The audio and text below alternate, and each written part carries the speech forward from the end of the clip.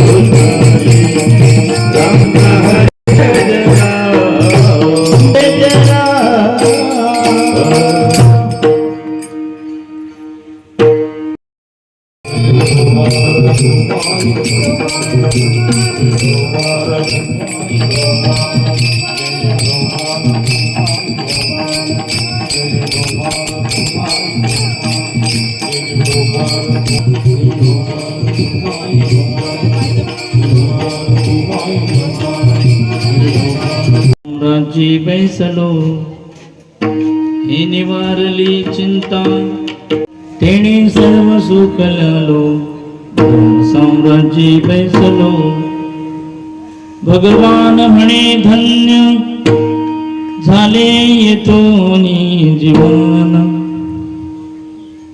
तेणे सर्व सुख लालो ब्रह्म साम्राज्य बैसलो विठोबार कुमारी हे विठोबार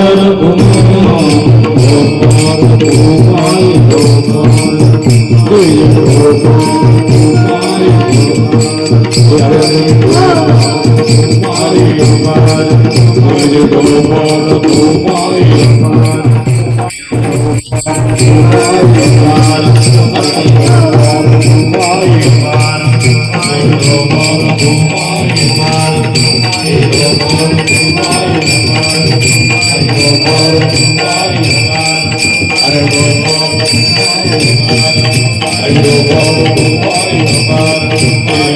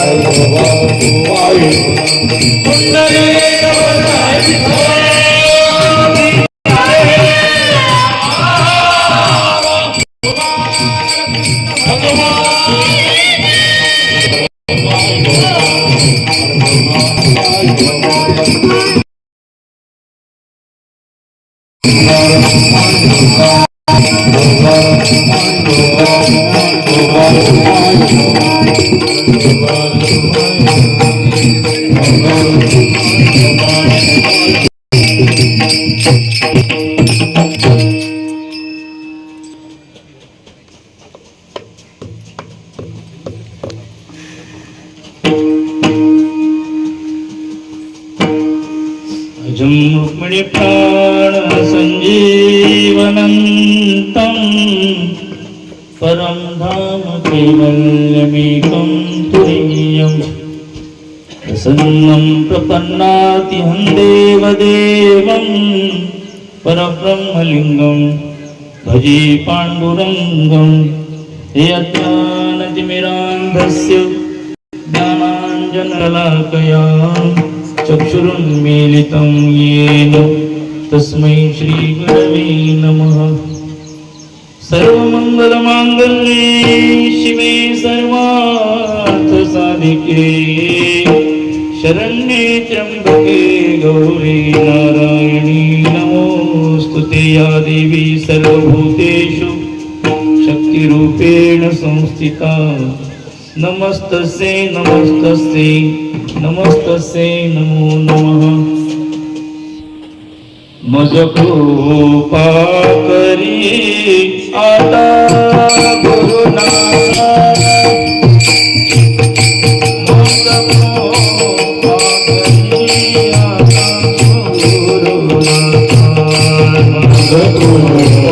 करी आता गुरुनाथ मज कृपा करी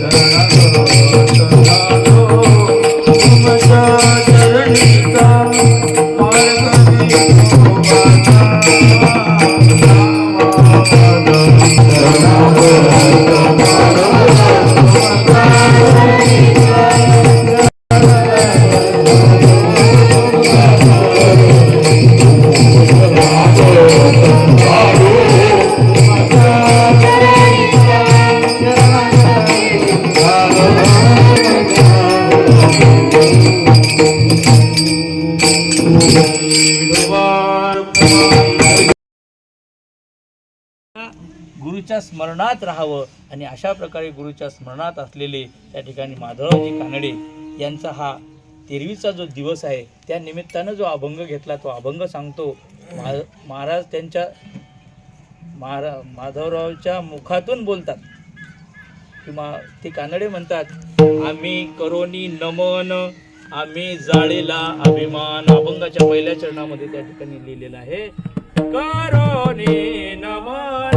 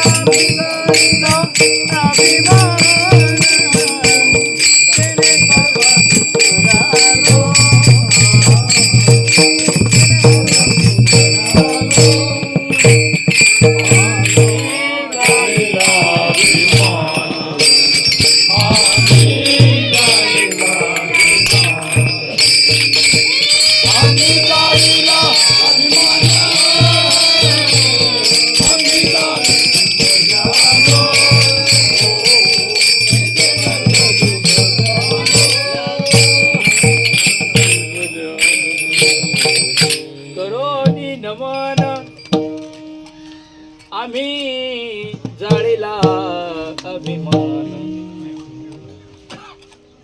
नमन केल्याशिवाय अभिमान नष्ट होत नसतो. आणि त्यांच्या जीवनामध्ये त्यांनी नमन कशा प्रकारे केलं हे तुम्ही सगळ्यांनी पाहिलं. ते बोलण्यात शब्द कमी पडतात, एवढे ते विनम्र होते, एवढे त्या ठिकाणी लीन होते. मग अभिमान जाळण्यानं काय होतं तर अभिमान देवाला आवडत नाही, अभिमान तुम्हाला आवडत नाही, अभिमान मलाही आवडत नाही. मग जी गोष्ट कोणालाच आवडत नाही ती टाकली की माणूस त्या ठिकाणी माणूस नाही तर माणूस देव होतो. म्हणून अभिमान हा वाईट आहे असं जाणून त्यांनी त्यांच्या जीवनामध्ये जर नष्ट केला असेल तर काय नष्ट केलं? अभिमान नष्ट केला. तुम्हा आम्हाला काय करायचं? अभिमानाचं निर्दळन करायचं.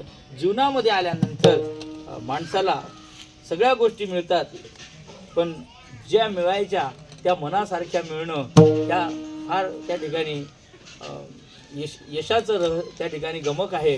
म्हणून जीवनामध्ये आल्यानंतर काम, क्रोध, मोद, मत्सर, दंभ, अहंकार या विकारांवर विजय मिळवणं, अभिमानाचं निर्दळन करणं यातच माणसाचा विजय आहे. माडीवर माडी बांधणं, बंगल्यावर बंगला बांधणं, सगळ्या गोष्टी मिळवणं यात काही माणसाचा पुरुषार्थ नाही. पुरुषार्थ यात आहे की माणसानं त्यानं किती दोष जाळले, तो किती त्या ठिकाणी दोषांवर त्यानं विजय मिळवला. एक माणूस म्हणाला की मी माझ्या जीवनामध्ये सगळं मिळवलं, मी माझ्या जीवनात विजयी झालो. नुसतं म्हणाला. जगत जेता सिकंदरानं सगळं जग जिंकलं महाराज, सगळं जग जिंकलं सिकंदराने. परंतु एक रात्री झोपल्यानंतर त्याला मच्छरांनी एवढं त्रास दिला आणि त्रास दिल्यानंतर तो सकाळी कासावीस होऊन म्हणाला की मी हरलो. नीट ऐका, सगळ्या जगाला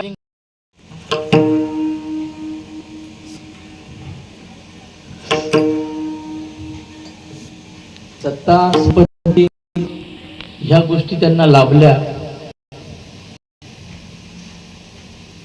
पण त्यांनी त्याचा उन्माद होऊ दिला नाही. हेच माणसाचं माणूस पण असतं, माणसाचं देव पण असतं.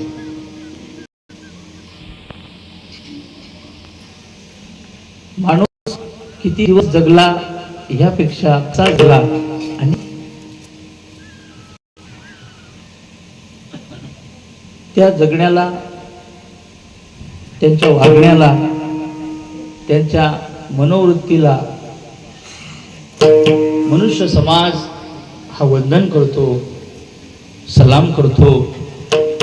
नाही हा माणूस माणसाचं माणूस पण त्यांनी जपलं आणि त्या माणूसपणातून ते देव झाले. आणि त्या देवस्वरूपाला या ठिकाणी वंदन करण्याच्या निमित्तानं तुम्ही आम्ही सर्व समाज या ठिकाणी जमलेलो आहोत. गुरुवर्य श्री भगवान महाराजांच्या कार्याला माधवरावजी कानडे यांचा हनुमंतासारखा हातभार होता. आताच मी तर त्यावेळेला नव्हतो, आताच विश्वनाथराव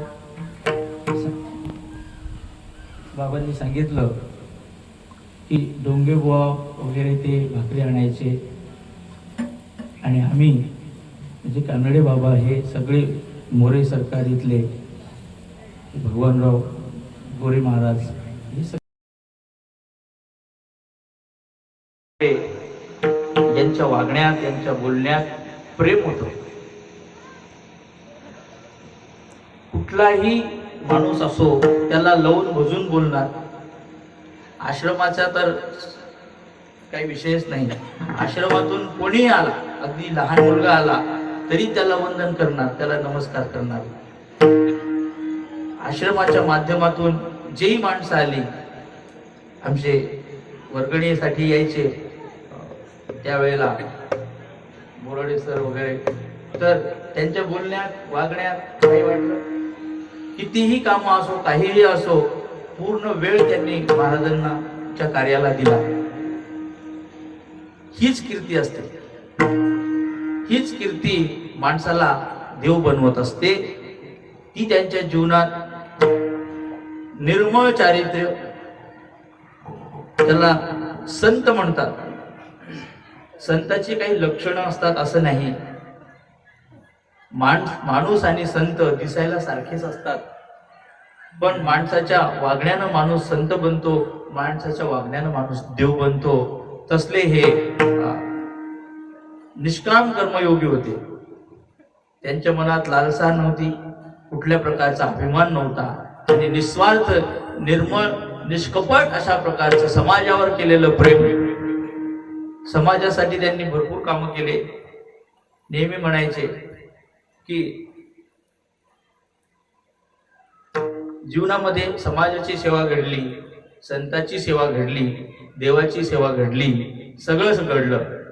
आणि त्या सेवेनं त्यांना मनुष्यत्वापासून ईश्वरत्वाकडे त्यांना नेलं. आणि त्यांच्या मनाची जी धारणा आहे, ती धारणा काय झाली ती आजच्या अभंगातून भगवान महाराजांच्या रूपानं.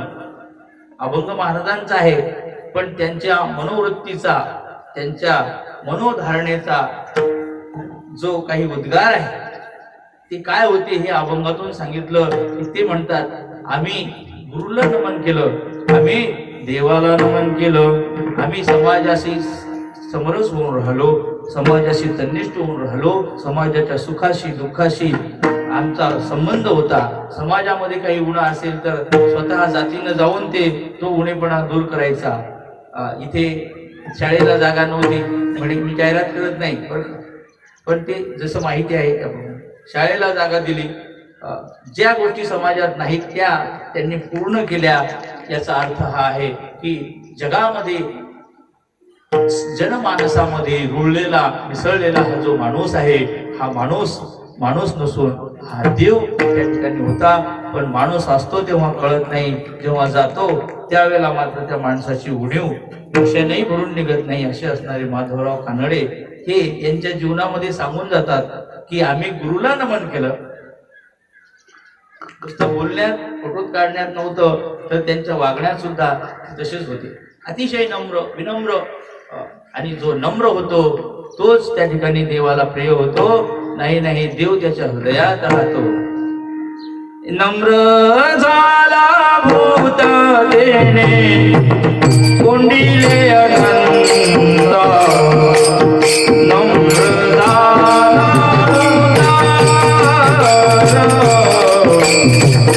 नम्र झाला भूत, हे नम्र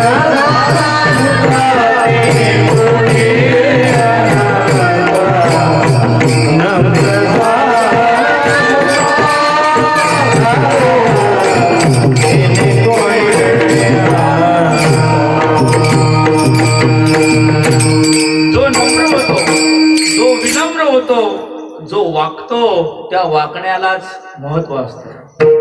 टाईट लोकांना कोणी विचारत नाही. महाराज, पूर आला आणि पुरामध्ये जे झाडं ताठ राहिले ते मुळासकट निघून जातात, आणि जे झाडं वाकले ते तसेच राहतात. एक छोटस मुळ असतं, त्या छोट्या मुळावरच देखील ते झाड तसंच राहतं, आणि जे टाईट असतात झाडं ते वाहून जातात.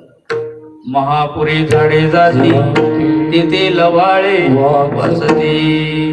तसे या समाजामध्ये राहत असताना या माधवरावजी कानडे यांचं वागणं कसं होतं? विनम्र होतं. जो नम्र होतो तो देवाला सुद्धा आपल्या आज्ञेत वागवतो. तेणे कोंडिले अनंता. नाही, तुकाराम महाराजांनी सांगितलं की ज्याचा अभिमान गेला तोच देव झाला. अभिमान गेला, अभिमान गेला,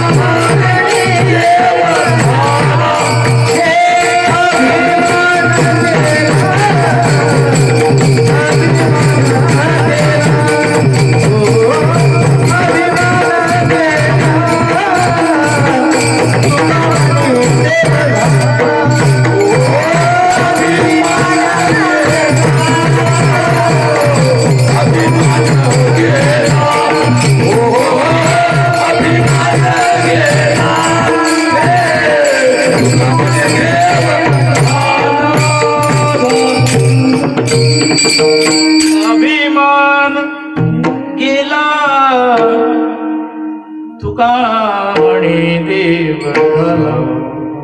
तुकाराम महाराज म्हणतात ज्याचा अभिमान गेला, अर्थात माणसाला देव बनवण्याचं कार्य आणि माणसाला राक्षस बनवण्याचं काम कोण करत असेल तर हा अभिमान करतो. अभिमान गेला का माणूस देव होतो, अभिमान ठेवला की माणूस राक्षस बनतो.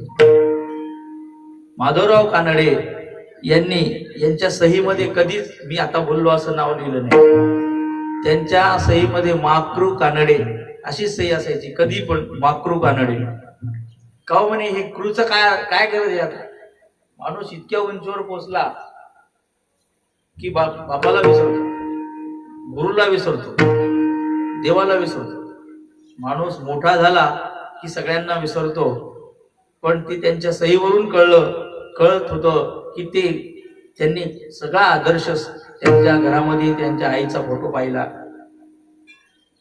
आई अशी वागत होती तशीच वागले. सकाळी लवकर उठायचे, 4 वाजता उठायचे, हातानं चूल पेटवायचे. मी जे पाहिलं नाही आज मला काही वेगळं बोलायचं असं नाही, तर त्यांच्या ज्या गोष्टी भावल्या मनाला, माझ्या मनाला भावल्या त्या मी सांगत आहे. सकाळी उठून महाराज इथे सुरुवातीला महाराजांचं इथं वास्तव्य होतं. इथे याच खोलीमध्ये महाराजांचे पाठ चालायचे. इकडे त्यांचं जुनं घर. सकाळी उठून चूल पेटवणे, सगळ्या गोष्टी हातानं काम करायचे, स्वावलंबी होते. आळस कुठला नव्हता, उल्हास होता. माणूस मरत घातलेला नसावा तर चैतन्यमय त्यांचं जीवन होतं. शेवटपर्यंत चैतन्यमय राहिले. गीता सांगते अग्नि ज्योतिरः शुक्ल षण्मासा उत्तरायणम तत्र चांद्रमसं ज्योतिर् योगी प्राप्य निवर्तते. गीता सांगते ज्याचा अग्नी प्रदीप्त आहे, जठराग्नी. अग्नि ज्योतिरः शुक्ल, अह म्हणजे दिवस, शुक्ल पक्षातील दिवस. षण्मासा उत्तरायणम, उत्तरायणाचा काळ, अशा काळामध्ये ज्यांनी ध्येय ठेवला ते तत्र, त्या ठिकाणी लिहिलं, ते पुरुष हा भगवंताच्या पदाला प्राप्त होतात असं गीता सांगते. शेवटपर्यंत चैतन्यमय त्यांचं जीवन. अरे बापरे अरे बापरे, मेलो मेलो मेलो मेलो असं कुठल्या प्रकारचं त्यांच्या बोलण्यात वागण्यात नव्हतं. सकाळी उठले, उठून इथे बसले दारामध्ये, चहा घेतला आणि चहा घेतल्यानंतर आहे म्हणे बंडूगड्या मला थोडस छातीत दुखते, माझी छाती दाब बरं. म्हणजे बोलत होते. त्यांचा अग्नी प्रदीप्त होता, सगळ्या गोष्टी होत्या. बंधुभाऊचं पारायण सुरू होतं. रुक्मिणीचं जो प्रकरण आहे त्या प्रकरणाचे ते अभंग वाचत होते. म्हणाले ठीक आहे. त्यांनी गाथा बाजूला ठेवली आणि आले. त्यांना बाम वगैरे लावले. म्हणेकडे आता वेदना जास्त होत आहे, मला खाली घ्या. लक्षात घ्या, त्यांनी त्यांचा तो अंतिम क्षण कसा निवडला. एकादशीचा दिवस रात्री नाही, दिवसा एकादशीच्या दिवशी चालत बोलत असताना पारायण चालू आहे घरामध्ये. अशा भगवंताच्या स्मरणामध्ये असताना त्यांनी त्या ठिकाणी आपला देह, जो जाण्याचा जो काळ आहे तो निश्चित केला. खाली घ्या म्हणे, खाली घेतलं आणि पुन्हा बाम वगैरे लावली आणि तोंडामध्ये त्यांनी थोडं पाणी वगैरे दिलं आणि थोडं पाणी पिलं आणि लगेच ध्येय ठेवलं. नीट ऐका, एकादशीच्या दिवशी भगवंताचं स्मरण सुरू असताना त्यांनी हा आयुष्याचा शेवटचा क्षण भगवंताच्या स्मरणामध्ये घातला. हे त्यांचं जे मरण आहे ते मरण कसलं आहे.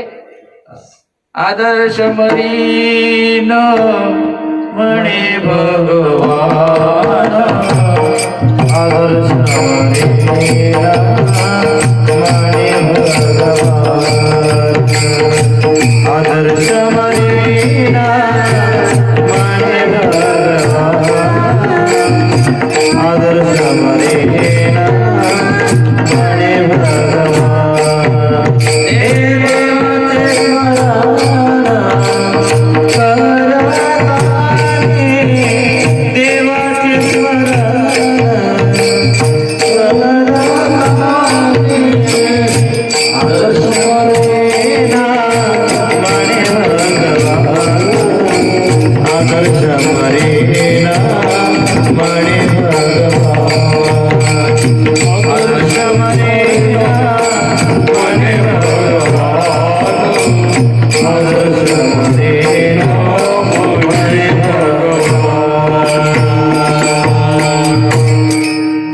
आदर्श मरीन म्हणे भगवान देवाचे स्मरण करतानी हरीचं स्मरण गुरुचं स्मरण हे या स्मरणामध्ये त्यांनी दिवा ठेवला आणि ते लोकांमधून एकादशीच्या दिवशी त्यांनी भगवंताच्या चरणी दिवा ठेवून आपल्या जीवनाचं सोनं करून घेतलं.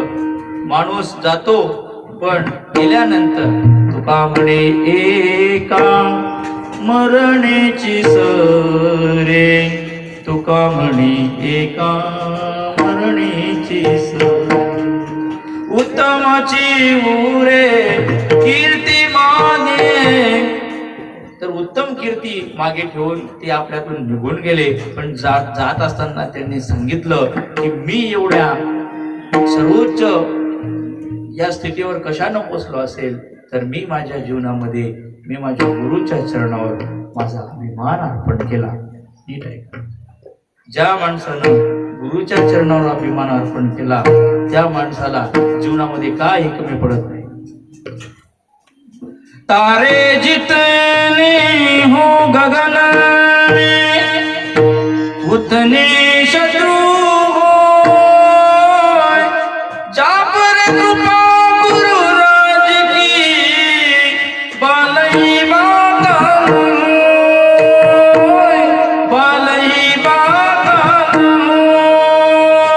तारे जितन में हो गगन में उतने शत्रु होय. माणसाला किती लोक मागे ओढणारे असू द्या पण ज्याच्यावर गुरुची कृपा आहे गुरुची कृपा त्याच्यावरच होते. त्यांनी गुरुच्या चरणावरून अभिमान अर्पण केला असेल. गुरुच्या ध्यान बत्ती जाळत असतात, भगवंताच्या समोर राळ जाळत असतात, भगवंताच्या समोर गुगुळ नावाचा पदार्थ जाळत असतात. गुगुळ हा पदार्थ चिकट असतो. इतका गुगुळ हा डिगासारखा त्या हाताला जर लागला तर त्याचा वास येतो. गुगुळ अंगानं दुर्गंधपूर्ण आहे. त्या गुगुळाचा वास हाताला लागला तर जात नाही. पण तो गुगुळ जर अग्नीमध्ये टाकला तर त्याचा सुगंध सुटतो. तो गुगुळ अग्नीत टाकला की त्याचा सुगंध सुटतो. तसा हा अभिमान वाईटच आहे. अभिमान वाईटच आहे. कोणालाही अभिमान चालत नाही. तुम्हाला चालतो? मी अभिमान केला तुम्हाला चालत नाही, तुम्ही केला मला चालत नाही. मेरू तो समान भारत देवा, मेरू तो समान भारत देवा, मेरू तो समान भारत देवा, मेरू तो समान भारत देवा. तेरा माता तरी होया अभिमान, तेरा माता तरी होया अभिमान, तेरा माता तरी होया अभिमान, तेरा माता तरी होया अभिमान. मेरू तो समान भारत देवा, मेरू तो समान भारत देवा, मेरू तो समान भारत देवा, मेरू तो समान भारत देवा. तीळ भर जरी होय अभिमान, मेरू तो समान वाटे देवा. मेरू हा पर्वत आहे. तर मेरू पर्वत फार उंच आहे. तर मेरू पर्वता एवढा अभिमान, किती अभिमान? तिळभर. तुमच्या मनातला तिळभर अभिमान देवाला मेरू सारखा वाटतो. पण तुम्ही नम्र झाला. अभिमान जर टाकला, सांगत होतो मी तुम्हाला, गुगुळ नावाचा पदार्थ जाळला तर त्याचा सुगंध सुटतो. सगळे लोक आनंदित होतात. पारायण असलं की गुगुळ जाळत असतात. याचा अर्थ हा आहे, अभिमान जरी वाईट असेल पण त्याचा उपयोग कुठे करायचा हा महत्वाचा भाग आहे. अभिमान जाळला की त्याचा सुगंध सुटतो. तसा गुरुरे भगवान महाराजांच्या चरणावर माधवरावजी कानडे यांनी अभिमान जाळून टाकला, टाकून दिला. गुरुच्या चरणावर काय टाकायचं, गुरुच्या चरणावर काय व्हायचं, गुरुला काय पाहिजे. गुरुला तुमचे पैसे पाहिजेत नाहीत, गुरुला तुमचं धन पाहिजेत नाही, गुरुला तुमचं शेत पाहिजेत नाही, काही पाहिजेत नाही. गुरुला, देवाला तुमच्या जवळ असलेला जो अभिमान आहे तो त्याला पाहिजे, दुसरं काही पाहिजे नाही. लोक म्हणतात की पैसे किती सांगा पैसे देऊ, पण तुम्ही नाही म्हणजे माझं जमत नाही. हेच महत्वाचं आहे. गुरुला तुम्ही अंगानं पाहिजे, गुरुला तुमचं जीवत्व पाहिजे, गुरुला तुमचा जीव पाहिजे. तुम्ही जीव दिला की जीव, तुका जीवासाठी जीव देणारे हे संत असतात महाराज. जीव घेतो जीव देतो. आधी तुमचा जीव तुम्ही गुरुला अर्पण केला की गुरु सुद्धा तुमच्यासाठी हजरच असतात. काय सांगावं महाराज. बंडूभाऊची आई, मला तर त्यांनी लहानपणापासून खूप जीव लावला. त्यांच्याकडे पाहिलं की मूर्तिमंत भक्ती कशी असते पाहायचं तर आईकडे पाहावं. त्या शांत आईंना खरोखर गुरुवारी महाराजाबद्दल एवढं प्रेम होतं, एवढी भक्ती होती की आयुष्यभर त्यांनी महाराजाचीच भक्ती केली. त्यालाच निष्ठा म्हणतात. म्हणून अशा प्रकारची निष्ठा ज्यांच्या जीवनामध्ये होती, एक थोर निष्ठावंत गुरुभक्त आपल्यातून गेला. एक समाजामध्ये रुळलेला, समाजांच्या मनाला ज्यांनी त्या ठिकाणी साथ घातली असा आवडता समाजप्रिय लोकनेता ज्याला म्हणता होते, ज्याला समाजामध्ये स्थान होते, त्याच्या शब्दाला मान होता, त्याच्या शब्दाला कधी कोणी होता. आणि हा मान फक्त जीवनामध्ये जो मिसळतो त्यालाच मिळत असतो. जो मिसळत नाही त्याला मान मिळतो. पाण्यात पाणी मिसळत असतं, पाण्यात तेल नाही, पाण्यात तूप मिसळत नाही. होऊन जर राहिला तर तुम्हाला वरच राहावं लागेल. नीट आहे का. तूप किमतीनं महाग आहे, 1000 रुपये तूप, पण पाण्यात मिसळू शकत नाही. पाण्यात मिसळायचं असेल तर पाणीच व्हावं लागतं. त्याप्रमाणे समाजामध्ये मिसळायचं असेल तर समाजासारखं व्हावं लागतं. म्हणून पाण्यामध्ये मिसळायचं तर मिसळण्याची रीत आहे. ती रीत या माधवरावजी कानडे यांच्याकडे होती. ते समाजामध्ये मिसळले आणि मितोपणा त्यांच्या जवळ नव्हता. मितूपणाचा नको दाऊ नखरा, व्यर्थ असे हा सारा सारा. ऊन सावलीचा असे खेळ सारा, दैव गतीचा असे खेळ. दैवगती ही कोण जाणे काय प्राप्त होते. आयुष्यामध्ये नम्र असलेल्या माणसाच्या जीवनामध्ये त्यांना माणसं मात्र असे भेटले की त्यांना शेवटपर्यंत खंत होती की मला असे माणसं कसे काय भेटले. स्वतः नम्र होते पण त्यांना जे जे माणसं भेटले नातेवाईक ते सगळे टाईटच. असो हे एक खंत त्यांच्या मनामध्ये कायम होती. आणि ती खंत दैवगती त्याला म्हणता येईल. दैवगतीचा असे खेळ सारा, ऊन सावलीचा असे खेळ.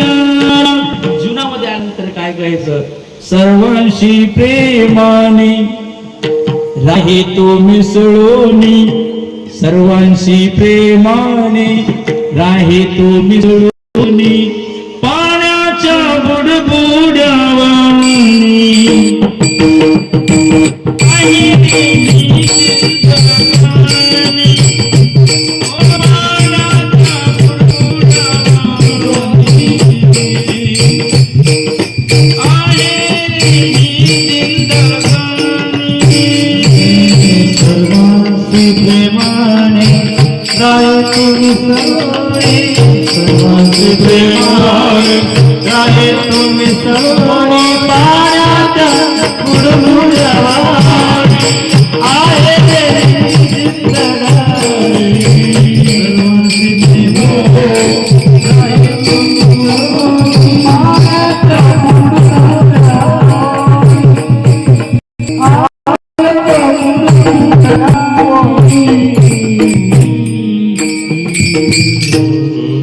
पाण्याचा बुडबुडा आला आला आला आला आला वरती आला आणि लगेच नष्ट व्हावा. पाण्याची लाट आली आली आली लगेच लाट नष्ट होतं. तसं माणसाचं जीवन असतं. आणि या जीवनामध्ये आल्यानंतर माणूस मिसळला नाही तर तो माणूस नाही. मग जो मिसळतो त्याचंच नाव माणूस असेल. क्षणिक अशा प्रकारचं आयुष्य. आणि आयुष्यामध्ये या माणसानं माणूस पण जपलं, माणूस पण जपून माणसं मिळवली.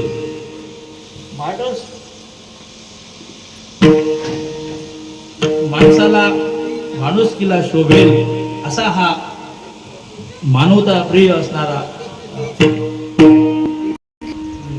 अतिशय प्रेमळ स्वभावाचे असणारे माधवराव यांना सगळेच आपले मित्र वाटत होते. नवे नवे मी सांगतो, एक गुरुभक्त आपण गमावला, एक मित्र आपण गमावला, एक बाप आपण गमावला. बापाचं बाप पण काय असतं तेही तुम्हाला सांगेन. मित्राचं मित्र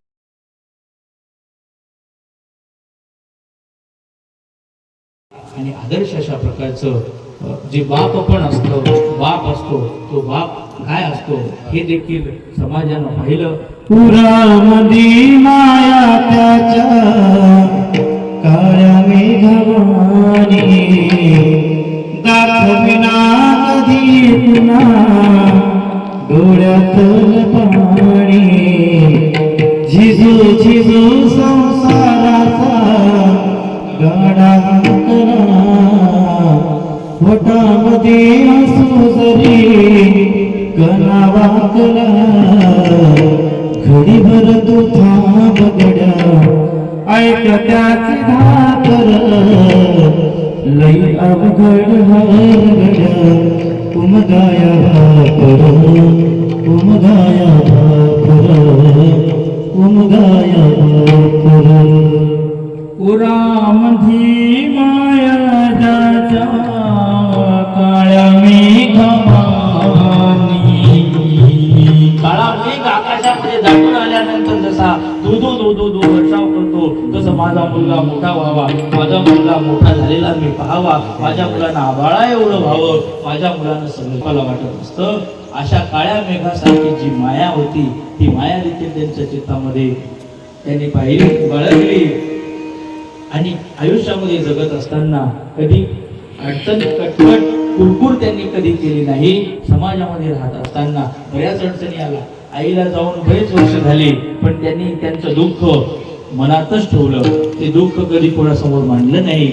आईच्या जाण्यात गेला दाखविना कधी पुन्हा डोळ्यातलं पाणी. झिजू झिजू संसाराचा गाडा गेला. मध्ये हसू जरी गणा वाकला. घडीभर तू थांब जरा, ऐक त्याची धापर, लई अवघड गड्या. उमगाया भाकर, उमगाया भाकर, उमगाया भाकर, उमगाया. बाप काय असतो हे देखील बंधुभाऊ, त्याचे कुटुंबीय असतील, सगळ्यांनी अनुभवला. बापाचं बापण, मित्राचं मित्रपण, गुरुभक्ताला गुरु भक्ती कशी करावी हे देखील त्यांनी दाखवून दिलं. आणि अशा मोठ्या मनाचा मोठा माणूस, आभाळा एवढा माणूस, की त्या माणसाचं छत्र सगळ्यांवर होतं. आणि मी सांगत होतो, माझ्यावर देखील त्यांचं छत्र होतं. असतो एक आदर्श अशा प्रकारचा प्रेम करणारा माणूस काय असतो हे मी अनुभवलं. की गुरुच्या मनामध्ये जर कोणी काही घातलं असेल तर ते काढून टाकण्याचं काम या माणसाने केलं. नवे नवे हे महान कार्य त्यांच्या हातून घडलं. हे त्यांच्या त्या महान आत्म्याला व्यक्तिशः मी वंदन करतो. की जे काही असेल, जे काही त्यांच्या मनामध्ये गुरु भगवान महाराजांबद्दल जी निष्ठा असेल, ती निष्ठा मला सुद्धा